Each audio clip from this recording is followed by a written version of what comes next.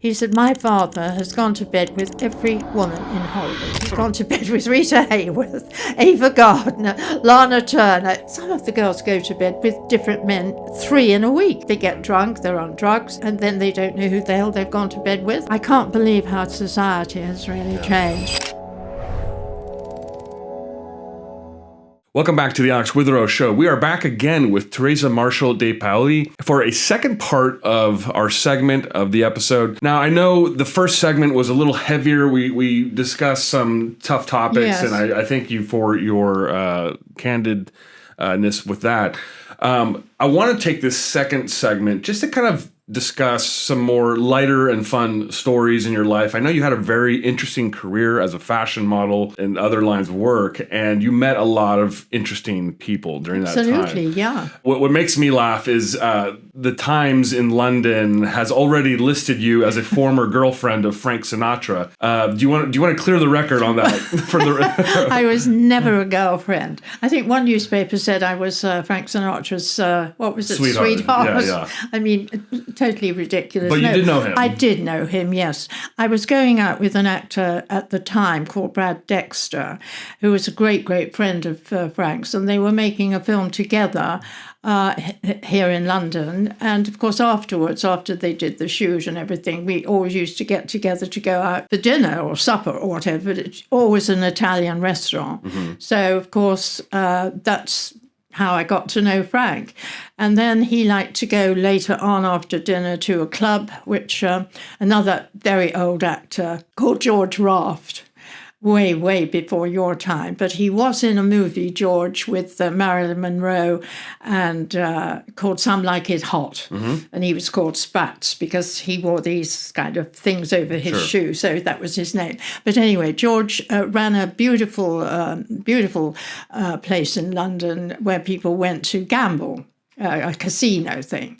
So we used to go there afterwards, after supper, dinner, whatever, and Frank would play roulette, and then he'd play blackjack, and I used to play with him. So he was quite a card shark. That's yes, yes. He'd sit at the table, doing one thing, and then leaning over and playing the roulette thing. Always played a colour, never a number. It was always black or red that he played at the same time. So that's really how I got to know Frank. And going out every evening, and having dinner together. But he was always someone to order everything for you. You didn't get to order what you wanted. He'd order for the table. He'd order for the table, yes, absolutely. You mentioned that, you've told me before that his public persona is somewhat maybe a little different than how he is I think Frank was two people, really. I really see him as two people. He was so lovely and very charming, a real gentleman. I mean, if any woman was going to have a cigarette, he'd be there to light her cigarette for her. He was just so charming and so lovely. But he changed totally later on in the evenings, when he'd had a lot to drink, always drinking. So I think it was the drink, really, that made him into two people. Mm-hmm. That's why I got in that conversation with him about him not being fully Italian, because his father was from Sicily, mm-hmm. and his mother was from Genoa, the north of Italy. And I think it was the Sicilian part that was a bit naughty. So that's how I saw it. You told him that Sicilians aren't fully Italian. Well, that's what my mother used to say, which in a way it's true, because Sicily is this kind of island, mm-hmm. Where lots of Arabs and people from Africa and all kinds of other countries used to come to. So I think, they then went to Italy. So it's a funny mixture. But my mother always said that they're not Italian then, but of course we know that it does belong to Italy. Yeah. But it's a funny mixture. But anyway, so I said, well, I think that the part of you that said that you break the legs of anybody that called you, that what was the name? I've forgotten it already. A wop, yes, that called you a wop, you'd break their legs. So that part of you was the Sicilian part, and the other part is your mother from Genoa. North Italy, northern Italian. It was just jokey. Yeah. I can tell you the rest of it if you want to hear from it. But what were your general about breaking the legs of anybody that called him a wop, and me telling him no. Do you feel like he encountered a lot of kind of Italian racism when he was younger? I think, you see, there was all this about him being with the mafia and part of the mafia. Right, he always was. One has to understand in those days that the mafia, well, they probably still do, who knows, I don't know. But in those days, definitely, they owned a lot of nightclubs, a lot of hotels and things, and movies as well. And I think for someone like that to get on in life, you just mixed with the mafia because they owned nightclubs. And he was from Hoboken, New Jersey as well, which is pretty much a kind of ground zero for the mafia. For the mafia people. So, of course, he knew a lot of those sort of people. And so I think he got a bit of a bad name because of being friends. But I think it was partly because being Italian and having a father that came from Sicily, it just happened that way. Yeah, he grew up with them. Well, yeah, absolutely. I mean, he's very young, wasn't he, when he started singing, I think, and performing. I think he was probably like a teenager at that time. Yeah, I can tell you that I have friends in New York City who grew up in the same area and they all know the mafia too. Yes. It's like in that area, I don't think it's that uncommon. Yeah. So that was my time of knowing Frank, going out for dinners, and then he liked to gamble. So we'd all go to George's place, George Raft. People out there will know, I'm sure, any film buffs, they will know who George Raft was. And he was a sweet, lovely man as well. And that was Frank. And no one could leave until he was ready to leave. And if he didn't have to get up early in the morning to do a shoot, he wouldn't want to go to bed, at all. I mean, he was just wanting to play and drink. And that's when he kind of changed and became this other person. Yeah. What was his drink of choice? Do you remember? I don't remember. No, I don't. I would guess. I don't even remember what I was drinking, actually, whether it's gin and tonic or a glass of champagne, I don't know. Yeah. But he just was just a different person. He was no longer nice, lovely, gentlemanly Frank, no. But I found him to be very generous and very kind to his friends. Whenever I admired any of his friends, if they brought out a lighter to light someone's cigarette, it was a Cartier. And I'd say, I love your lighter. I've got one just like it. And he'd say, oh, yes. He said, it is Cartier. And Frank gave it to me. Or if I admired someone's cufflinks, they looked like Cartier or Van Cleef & Arpels. And again, I'd be told they were from Frank. So I gathered that Frank was a very generous and kind man to his friends. And he was quite sweet. He was really lovely, much better looking in person. But I'm going back to 1965, and this is before he married Mia Farrow. I could never quite place those two together at all. No, I just could not put those two together. But anyway, they did get married, but it didn't last very long. He was just two people. Yeah. The Sicilian, as I saw him, and the lovely from the north of Italy mother, know. So I found him very interesting. But of course, you couldn't order your own food. He'd order for everybody. Right. Which is a bit strange. And so whatever he wanted, everybody else had to have as well. And the person who used to put on all the shows of Frank was Jewish. And I think he got very upset because he was forced to eat something, that came from a shell. And so he wasn't, on one occasion having dinner, because there was more than one, got quite ill. So I thought that was, I just found that a little bit naughty, and that you had to go on drinking and drinking and drinking until the end. I told the waiter, look, when you bring me my next gin and tonic, please will you just bring the tonic without the gin? Nice. So, to get over that. He was two people. That's how I saw him. Yeah. Lovely, charming. You could fall in love with him. But this other character, like he turned on my friend Brad and was very rude and horrible to him on one particular occasion. And I didn't tolerate that. And so I did tell Frank off. I think I got away with that because I am half Italian. They did make it up at the end of that particular evening. But he just loses it when he gets drunk. I just don't know how you'd ever behave with a man like that. Would be very difficult for a woman to handle, really. Right. Now, you also mentioned that, when it came to dating, you did have a long-time relationship with Paul Michael Glazier of Starsky and Hutch. That is absolutely true, yes. So, talk to me about your relationship with him. I think at that stage I was probably about 27, but I always looked younger than I actually was. And I wish I could do so now, I can tell you that, without having everything done. I think Paul would have been about 22. It was almost 2 years because he was studying over here in London. And that's really how we met, at some show business type of party. I was quite friends with Catherine Deneuve, who's a French film actress. She's still alive, Catherine, actually. And so we used to be involved with going to all those kind of parties together. And so that's really how I met quite a few more people, actually, as well. Right. And how... I know Roman Polanski was, making a film with Catherine at that time, so she was involved with that. But she was very shy, Catherine, at that stage, and she'd ring me up and say, "Are you going to go to that party at so and so's?" And I'd say, "Well, yes, but I'm going with Paul." So she said, "Oh, well, I'll come then if you're going." And so she used to come to these parties. She was quite shy, actually. She's very beautiful, though, and she's still very beautiful, Catherine. Do you know who I mean when I say yeah? So that was another one that I knew. And her child, she had a little boy, Christian, I think was his. You name. had, I guess you had a relationship with Paul, and he was pretty young at that point. I guess was he? Well, as I've just said, I was probably about 27.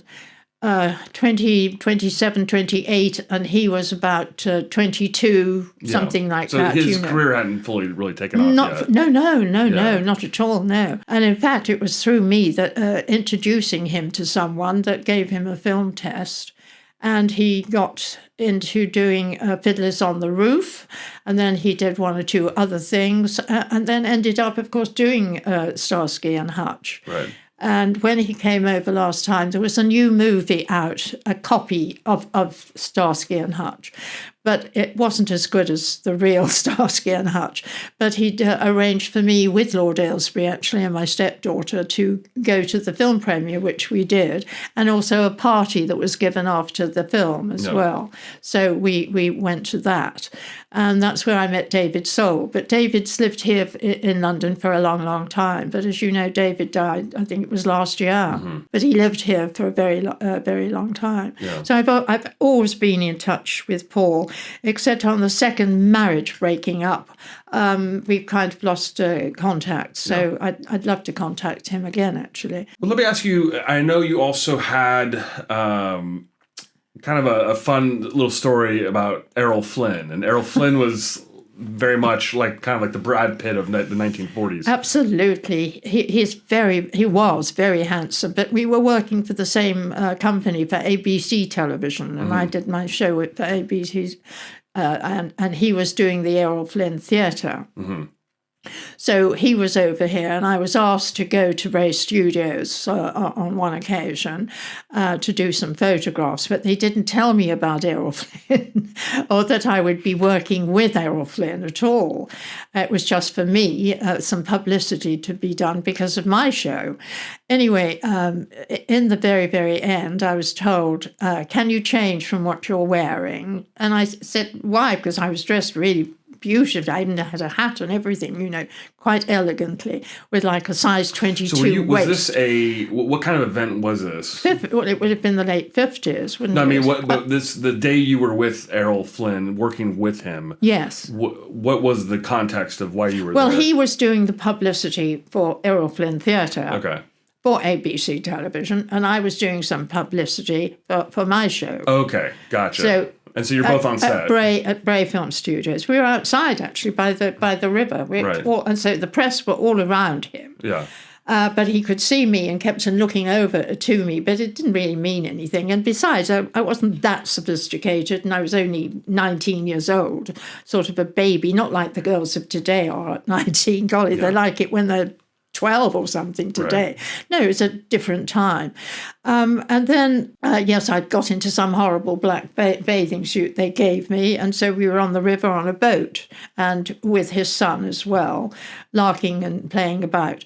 And then obviously he'd asked the people for my telephone number. He didn't ask me, but he'd asked them, because I started getting telephone calls from him and him asking me out. He rang me for about a week every day. To go out with him, but I didn't go out with him. And on the last time, you turned him down. I turned him down, yes.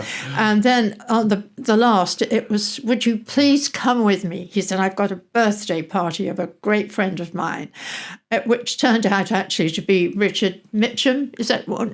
Robert Mitchum. Okay. Robert Mitchum. It was his birthday, apparently.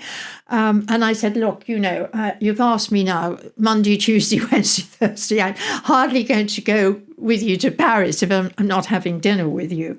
No, and that was it. Yeah. I mean, that was it. I never went out with him. Yeah. But of course I was in touch because his son rang me, and Sean was very handsome, very beautiful boy, but younger than me. He was 17 to my sort of 18 or 19, I think I must have been.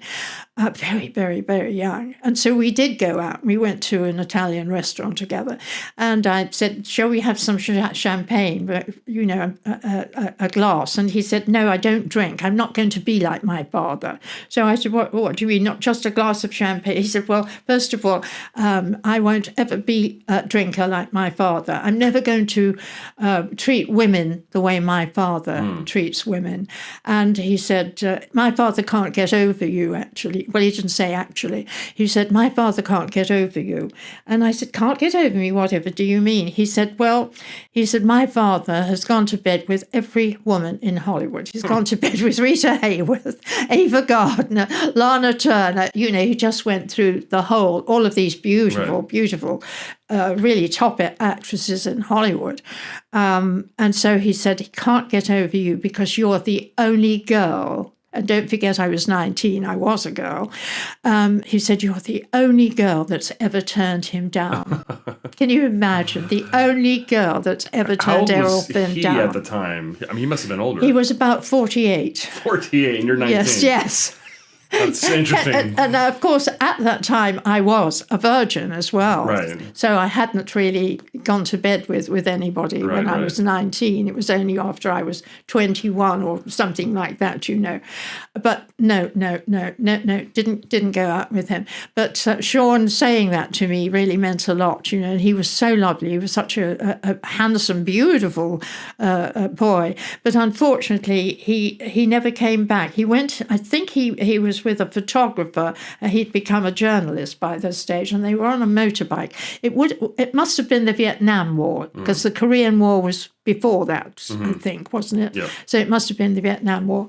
And he was going, obviously, there, but never came back. The two of them never came back. And no one ever knew what happened to Sean and the driver of the motorbike that he was on, going to do a story about the Vietnam War then, which was very sad and quite upset me because he was such a lovely, lovely boy. But there you go. It must have upset Errol very much. And then Errol did get divorced, actually. He was about to get divorced from another actress called Patricia Waymore, I think, yes, her name was.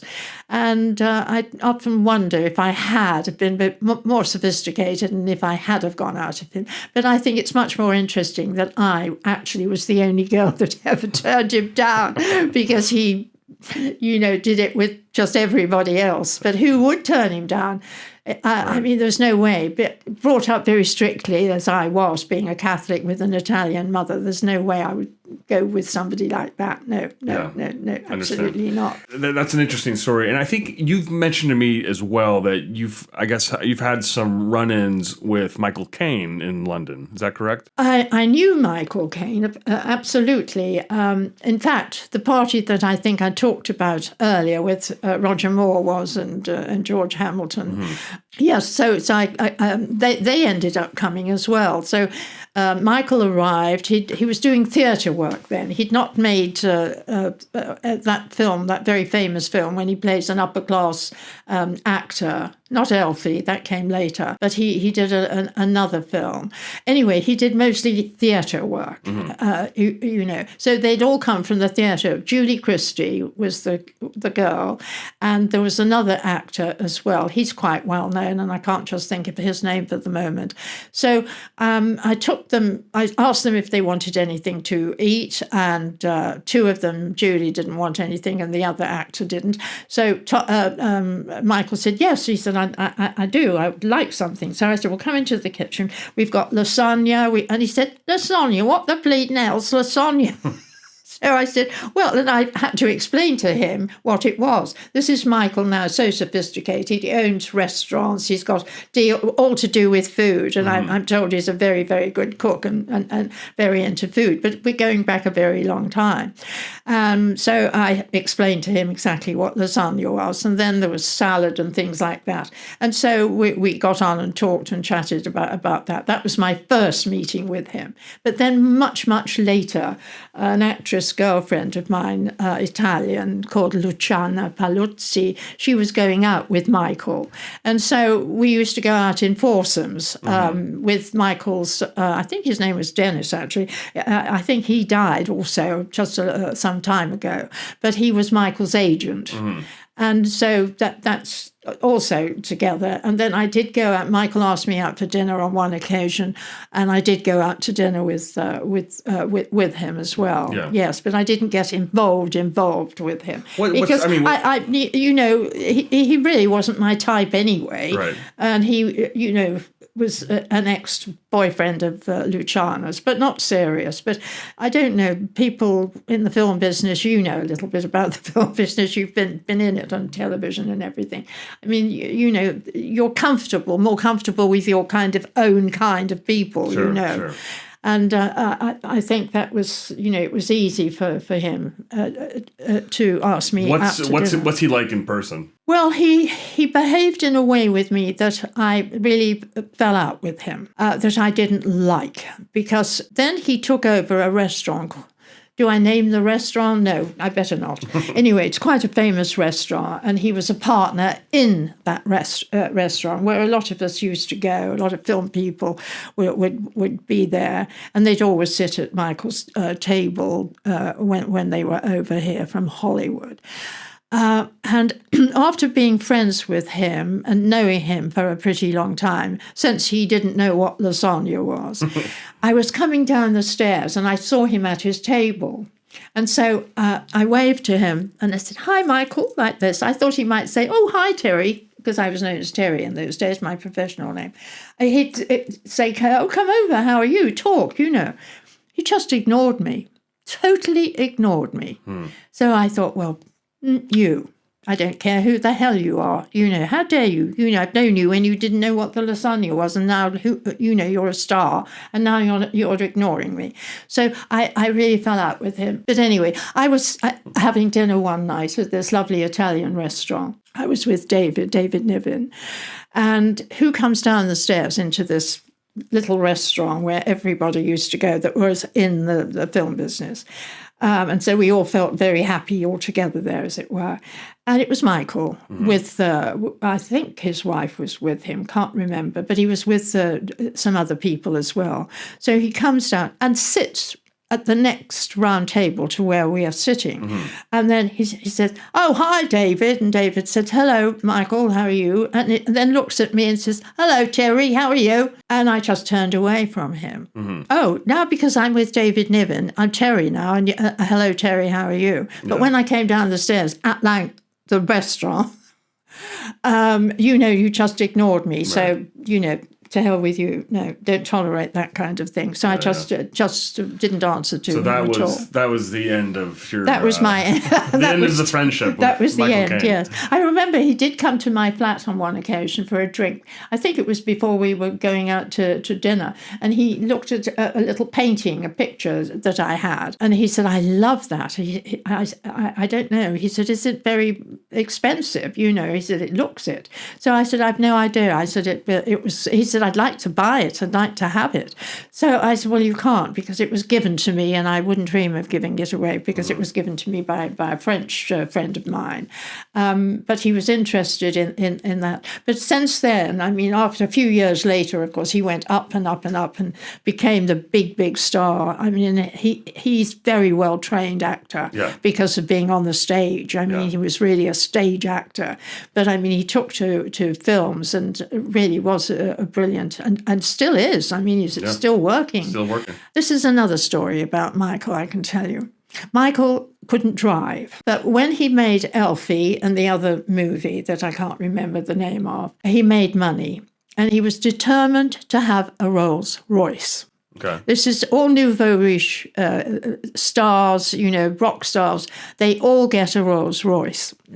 I would have a Bentley. I would never have a Rolls Royce. I'd have a Bentley. But anyway, he went into the store in London here, Berkeley Square, I think it is, where they only do Bentleys and Rolls Royces anyway. And he was chatting to a chap about it, asking all these questions. But the guy sort of looked down on him, obviously didn't know it was Michael Caine because he's dressed in, a bit scruffy, didn't really care that much at that time. And so he's asking these questions. And so the guy that was working there kind of put him down, like, you've come off the street and you're talking to me and I'm spending time telling you about this Rolls Royce, Mm-hmm. And then he said, I'm going to come back later. I'll come back in about 45 minutes. And then the chap apparently said to him, yes, you do that. So off Michael went. And then Michael told me that he then came back. I don't know whether it was in 45 minutes or an hour, but he came back. And when he came in, the guy came over to him. He said, no, I want the other chap. So he said, seems to want to talk to you. Well, of course, have him. I had him before, but, this man off the street going to buy a Rolls Royce. And Michael bought that Rolls Royce. With the other man. So can you imagine what the other guy, treating him like that because he wasn't sort of smartly dressed or anything. And he bought that and he couldn't drive. But of course, now he's Michael Caine, he can afford to have a chauffeur. So he was driven. I don't know now, after being in America, that he may have learnt to drive. He probably can drive today. I've no idea. I've no idea. Yeah. But I'm telling you the truth. That happened. Whether he would tell that now, I don't know. But I can absolutely swear that was absolutely the truth. Also, I was in the green room on one occasion talking to one or two people. And Michael was there, and he was talking to Mia Farrow. And on the screen came this beautiful girl. She was a model, talking about coffee. Mm-hmm. And so Michael said to Mia, gosh, she's beautiful.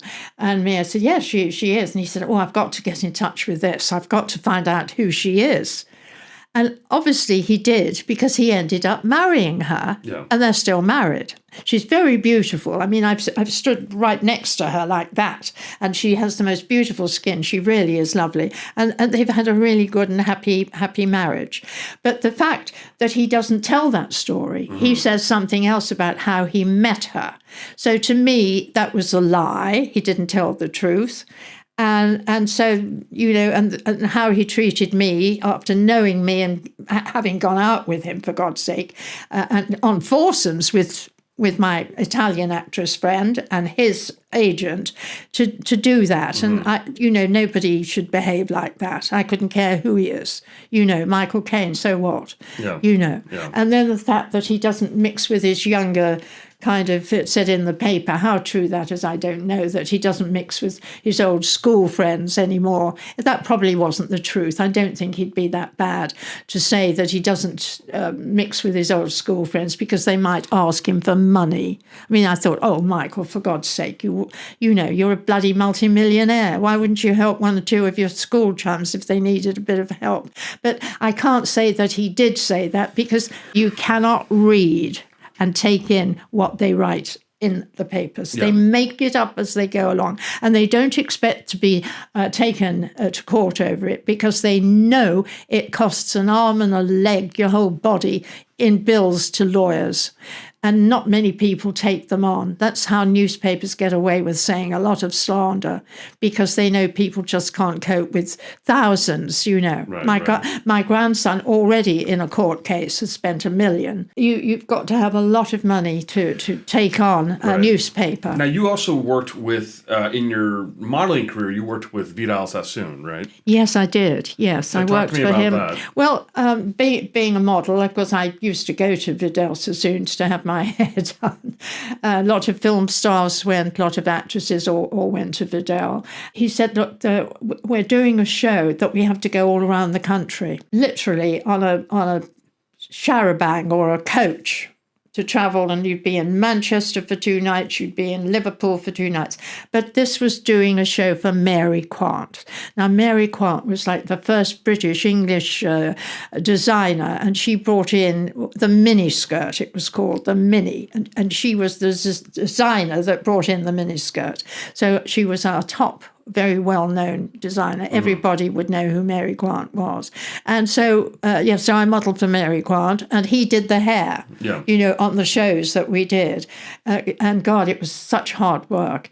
And one of the hairdressers that I knew, Italian, said, you've got to take some pills to keep you going. And then one of the models who knew him, she said, yes, he's given me some pills, so I'm going to take them. And anyway, I took these pills and I didn't sleep for about 48 hours. I bet, yeah.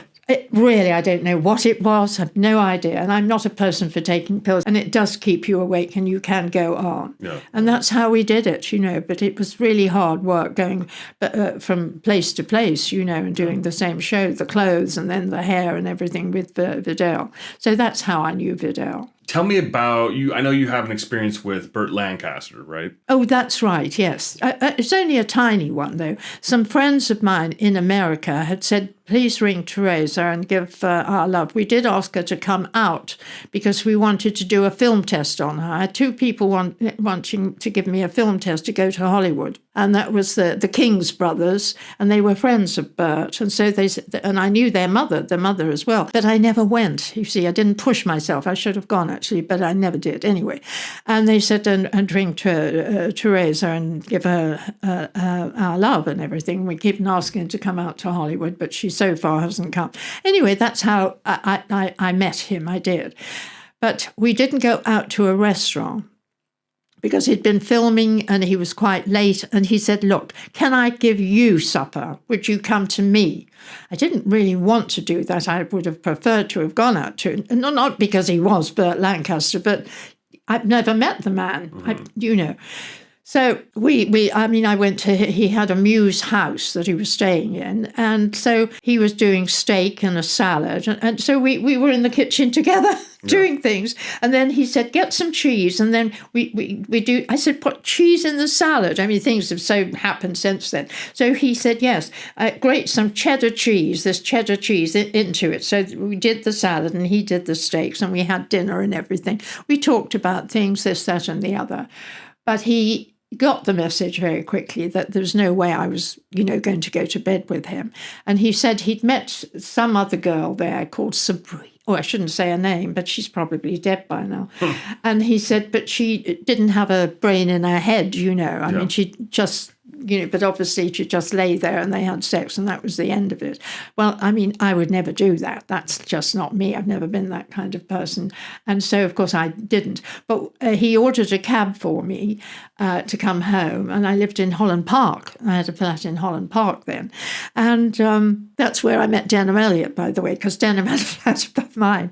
Anyway, Do you know, when I got back to my flat, the phone rang about 15 minutes after I'd arrived, and it was Burt. And so he said, I'm just checking, Terry, that you arrived home safely and that you're all right. Is everything okay? So I said, oh, yes, perfectly. Thank you very much. I really did enjoy the evening. It was lovely to meet you. And then, funnily enough, after that, there was a party given by some Jewish friends of mine, and my Italian actress friend, who you know, was going out with that particular person, and he was at the party. It's so funny. Absolutely, he was at the party. Yeah. So that was Burt again. And so we were talking and chatting again. How, you know, what a small world in a way that you connect with all of these and get together with these people.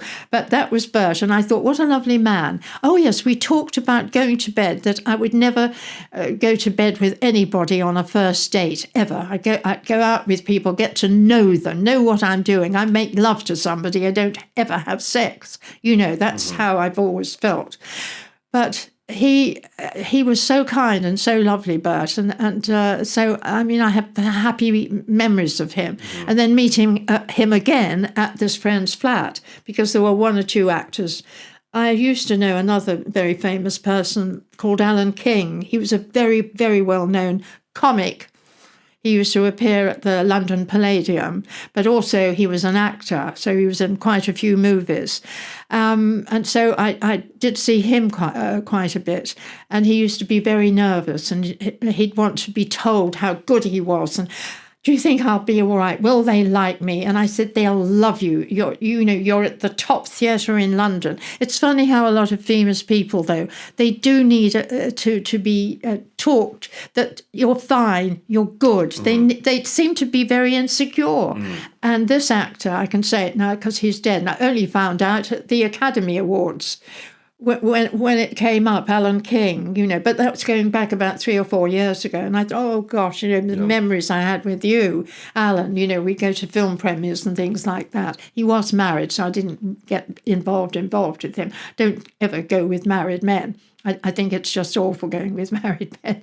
You should never get involved. I blame the women, not the men. Yeah. Men are men.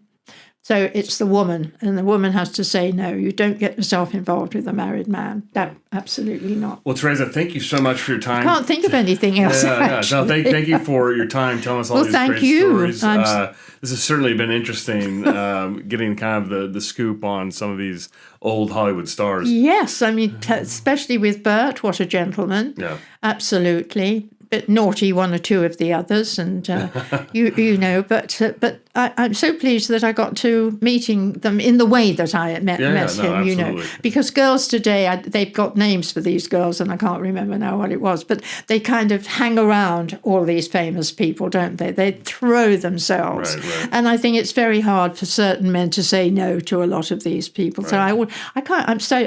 I'm sorry they won't like this, but I really do really get cross with these women that just give it away just like that and become, you know, you shouldn't do that. You should save it up for a decent person that you're going to be with and have a relationship. If it lasts 5 years, it's 5 years, 4 years, 3 years. It's not like some of the girls go to bed with different men 3 in a week. They get drunk, they're on drugs, and they go to bed with, and then they don't know who the hell they've gone to bed with. I mean, I can't believe how society has really changed, but I'm very into the 50s myself. Well, again, thank you so much for your time. We really appreciate you coming here, and that's all we've got for now. Thank you. Thank you very much. Thank you, my darling.